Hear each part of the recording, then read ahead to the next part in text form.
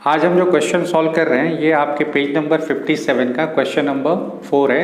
यहाँ पे दो पार्टनर्स हैं, मीरा एंड माधव, और ये इनका ट्रायल बैलेंस दिया हुआ है। तो पहले हम ट्रायल बैलेंस रीड कर लेते हैं। First is opening stock trading, debtors balance sheet, bill receivable balance sheet, purchases trading, returns कुछ बोला नहीं है कि ये कौन सा रिटर्न्स है। तो अगर ट्रायल बैलेंस में डेबिट साइड रिटर्न दिया है मतलब वो सेल्स रिटर्न है, तो ये सेल से लेस होगा। ठीक है, अगर आपको ट्रायल बैलेंस में डेबिट साइड रिटर्न्स दिया है मतलब वो सेल्स रिटर्न है, और ट्रायल बैलेंस में अगर क्रेडिट साइड रिटर्न्स दिया रहेगा तो वो परचेज रिटर्न है। ट्रायल बैलेंस में क्रेडिट साइड अगर रिटर्न्स है, कुछ बोला नहीं कि सेल्स रिटर्न है कि परचेज रिटर्न, सिर्फ रिटर्न्स दिया है, तो ट्रायल बैलेंस में क्रेडिट साइड जो रिटर्न्स रहता है वो परचेज रिटर्न रहता है, वो परचेज से लेस होगा। और ट्रायल बैलेंस में डेबिट साइड जो रिटर्न्स रहती हैं वो सेल्स रिटर्न होती है और वो सेल से डिडक्ट होगी। नेक्स्ट है carriage inward trading, carriage outward profit and loss. Carriage inward trading, carriage outward profit and loss, और सिर्फ कैरेज दिया रहेगा तो ट्रेडिंग अकाउंट में लिखना। नेक्स्ट है मोटर व्हीकल, ये एसेट्स है, आप इसको बैलेंस शीट में लिखेंगे। जनरल एक्सपेंसेस, एक्सपेंसेस है, profit and loss. Export duty means duty paid on sales, profit and loss. ये अगर इम्पोर्ट ड्यूटी होती तो ट्रेडिंग में आता था। Import duty means duty paid on purchases, तो परचेज पे आपने जो भी एक्सपेंसेस पे किए वो ट्रेडिंग में आती हैं, और सेल्स से रिलेटेड जो भी एक्सपेंस होगी वो प्रॉफिट एंड लॉस में आती है। एडवर्टाइजमेंट प्रॉफिट एंड लॉस, इस पर अच्छा एडजस्टमेंट है, ये देखते हैं हमने, ये 3 ईयर्स के लिए पे किया हुआ है। इसको 2 मिनट बाद देखते हैं जरा। Printing and stationery profit and loss, drawings capital account में डेबिट साइड आएगा। Lease hold premises, lease hold premises मतलब आपने प्रीमाइसेस लीज पे लिया हुआ है, रेंट पे लिया है, मतलब आपने 10, 15 और 20 ईयर्स के लिए कुछ प्रीमाइसेस रेंट पे लिया है, उसको आप बोलते हैं लीज होल्ड प्रीमाइसेस। पीरियड खत्म होने के बाद ये प्रीमाइसेस आपको वापस देना पड़ेगा, तो ये बैलेंस शीट में जाएगा, ये एसेट्स है आपके लिए वो पर्टिकुलर पीरियड तक। Cash at bank balance sheet, furniture balance sheet. Bank overdraft, bank overdraft मतलब आपके बैंक अकाउंट से आपने एक्सेस अमाउंट विड्रॉ की है, and this facility is available only to current account holders. जिनका बैंक में करंट अकाउंट होता है, बैंक उनको एक फैसिलिटी देती है कि उनके अकाउंट में जितना बैलेंस है उससे ज़्यादा अमाउंट वो विड्रॉ कर सकते हैं, तो ये बैलेंस शीट में आएगा क्योंकि ये लायबिलिटीज़ हैं। बिल्स पेबल लायबिलिटी, आपने बिल एक्सेप्ट किया, आपको पे करना है। Creditors balance sheet, sales trading, outstanding rent मतलब रेंट पे करना बाकी है, ये भी बैलेंस शीट में आएगा liability side. Single effect, trial balance में दिया इसलिए सिंगल इफेक्ट, अगर ये बैलेंस शीट में दिया होता तो एसेट साइड आता था। नेक्स्ट इज अनपेड वेजेस, ये भी आउटस्टैंडिंग और अनपेड एक ही होता है, बैलेंस शीट में लायबिलिटी साइड आएगा, सिंगल इफेक्ट आएगी। अगर एडजस्टमेंट में होता तो 2 इफेक्ट आती थी। कैपिटल, कैपिटल अकाउंट में, और परचेज रिटर्न ट्रेडिंग में परचेज से डिडक्ट होगा। अब एडजस्टमेंट्स पे आते हैं। Closing stock always trading account credit side and balance sheet asset side.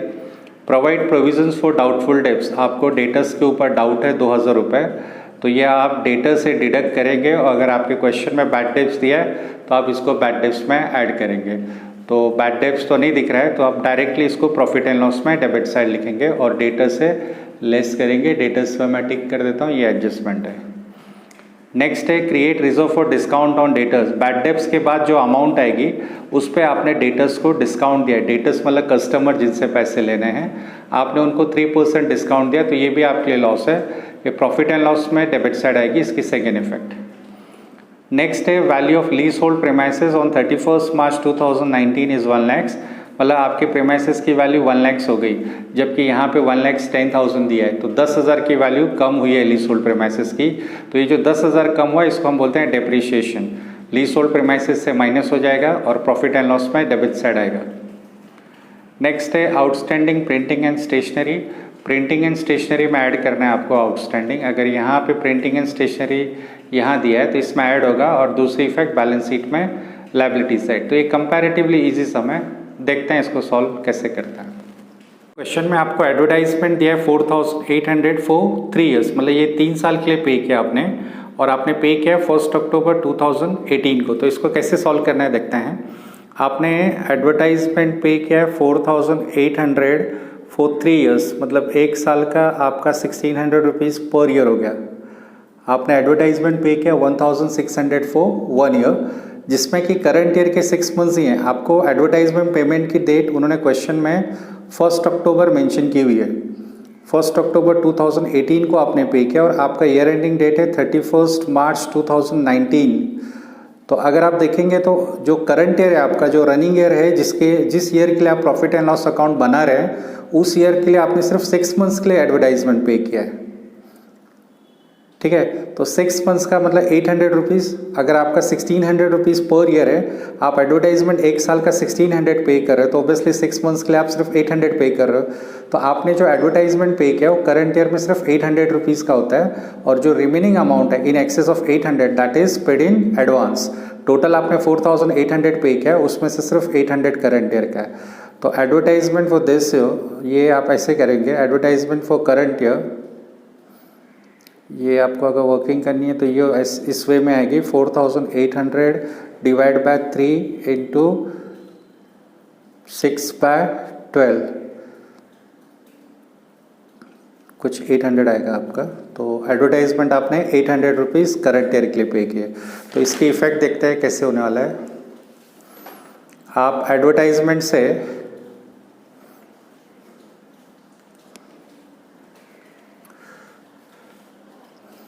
यहाँ प्रॉफिट एंड लॉस में आप एडवर्टाइजमेंट से 800,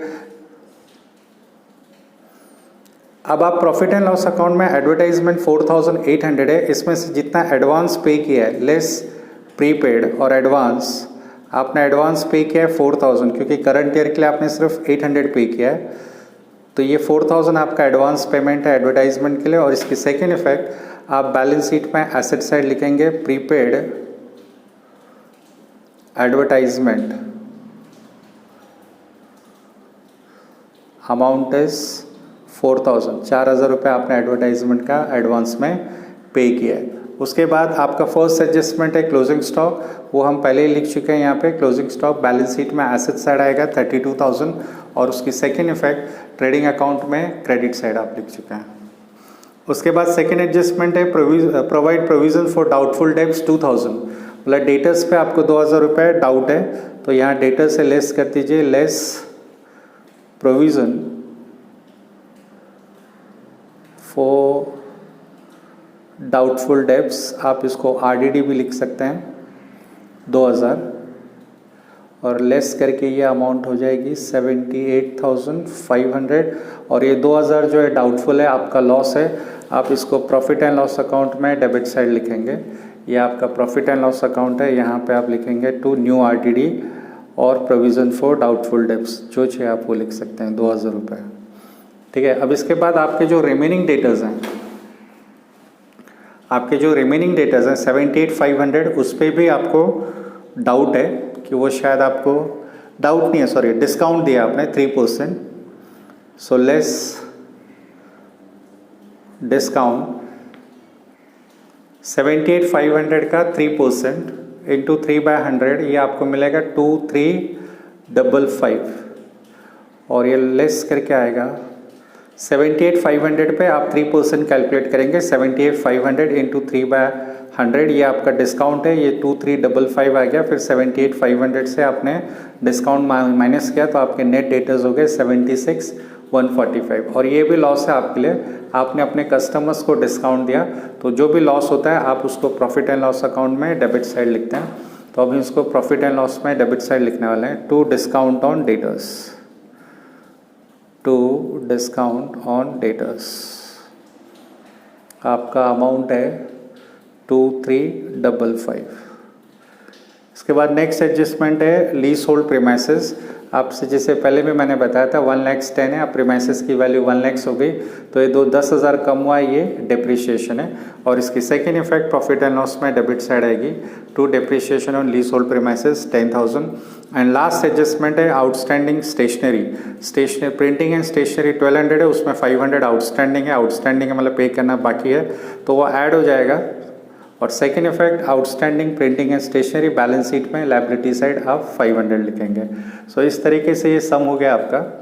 एडवर्टाइजमेंट भी आपको समझ गया होगा, प्रीपेड एडवर्टाइजमेंट 4800 में से सिर्फ 6 मंथ्स करंट ईयर का था, एक साल का ये 1600 होता है, आधे साल का 800 रुपये, तो 800 से जितना भी एक्सेस पे किया वो आपका एडवांस पेमेंट है। यहाँ से लेस होगा 4000 और 4000 की सेकेंड इफेक्ट बैलेंस शीट में एसेट साइड। अब हम टोटल करेंगे। First we will close trading account. तो आप देखिए ट्रेडिंग अकाउंट के क्रेडिट साइड के टोटल है 3,56,000। आप पहले चेक कर लेना, कोई भी साइड कम ज़्यादा हो जाती है। तो क्रेडिट 3,56,000 है और डेबिट साइड के टोटल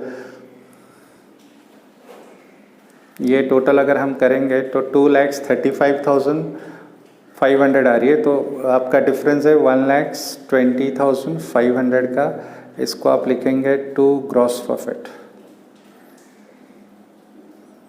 कैरिड डाउन, और ये ग्रॉस प्रॉफिट आपका फिर यहाँ आएगा प्रॉफिट ब्रॉट डाउन 1,20,500। टोटल करेंगे, हमको ग्रॉस प्रॉफिट मिल गया 1,20,500 और क्रेडिट साइड और कुछ भी नहीं है। तो ये आपकी क्रेडिट साइड का टोटल 1,20,500 ही रहेगा। और जब हम डेबिट साइड के टोटल कर रहे हैं यहाँ से लेके पूरा, तो आपको मिल रहा है 24,055। इसका मतलब है कि डेबिट साइड ही ज्यादा है। तो आप दोनों साइड ये टोटल लिखेंगे 1,20,500। सेम टोटल हम यहाँ लिखेंगे 1,20,500 और आपका जो डिफरेंस है वो है 96,445। ये आपका नेट प्रॉफिट है और ये नेट प्रॉफिट आप डिवाइड करेंगे दोनों पार्टनर्स में, उनके जो भी नाम है मीरा एंड माधव और 96,445 रेशियो आपके क्वेश्चन में दिया नहीं है। तो फाइनल अकाउंट के किसी भी क्वेश्चन में या किसी भी टॉपिक में अगर आपको पार्टनर्स प्रॉफिट शेयरिंग रेशियो नहीं दिया पार्टनर्स का, तो आप ये एज्यूम कीजिए कि दोनों पार्टनर इक्वली शेयर कर रहे हैं। तो अगर इसको आप हाफ करेंगे तो आपको मिलेगा 48,222.5। तो 0.5 आप इग्नोर कीजिए, आप ₹1 एडजस्ट कर सकते हैं, किसी को 1 ज्यादा कर दीजिए, किसी को ₹1 कम कर दीजिए। तो ये हो जाएगा 48,223 और सेकंड पार्टनर का हो जाएगा 48,222। इसलिए ऐसा किया क्योंकि दोनों को 3 करेंगे तो ये 6 हो जाएगा। होता ये है कि आपको इन दोनों की एडिशन इक्वल टू ये आना चाहिए। तो आप ₹1 किसी का भी कम ज्यादा कर सकते हैं। ये एक्चुअली आया था 48,222.5, तो 0.5 हमने हटा दिया कैलकुलेशन के लिए। आप इसको राउंड ऑफ कर सकते हैं, किसी को भी ₹1 ज्यादा कम कर सकते हैं, लेकिन कंडीशन है कि टोटल लास्ट में यही आनी चाहिए। अदरवाइज नहीं तो बैलेंस शीट में आपको ₹1 का डिफरेंस आएगा। अच्छा, अब यहां से ये नेट प्रॉफिट जाएगा पार्टनर्स कैपिटल अकाउंट में क्रेडिट साइड। यहां आप लिखेंगे नेट प्रॉफिट और आपने अभी नेट प्रॉफिट ढूंढा है 48,223 और यहाँ पे 48,222। इसके बाद आप टोटल कीजिए तो ये हो जाएगा 1,23,223 और इसका टोटल हो जाएगा 1,23,222। सेम टोटल यहाँ जाएगी 1,23,223 और ये हो जाएगा 1,23,222। फिर जो डिफरेंस है उसको हम लिखेंगे बैलेंस कैरिड डाउन। 3,500 आपने यहां से माइनस करना है, तो ये 723 1,19,723 और इसमें से 2,000 माइनस किया तो 1,21,222। अब इन दोनों का बैलेंस लायबिलिटी साइड है। यहाँ पे मैंने पहले से स्पेस छोड़ के रखा था क्योंकि अच्छा रहेगा कि अगर आप पार्टनर्स कैपिटल टॉप पे लिखें लायबिलिटी साइड। दोनों पार्टनर्स के नाम मीरा एंड माधव। तो मीरा का कैपिटल है 1,90,223 और इसका है 1,21,222। तो ये हो जाएगा 445 2,40,445। अब आप इसकी टोटल करेंगे बैलेंस शीट, तो बैलेंस शीट की टोटल आ रही है 3,30,445। दोनों साइड, ये साइड पहले से हुई है टोटल, यहाँ पे भी हम लिख देंगे 3,30,445 और अगर आप इसकी टोटल करेंगे तो वो भी सेम आ रहे। इस तरीके से आपकी बैलेंस शीट टैली होगी।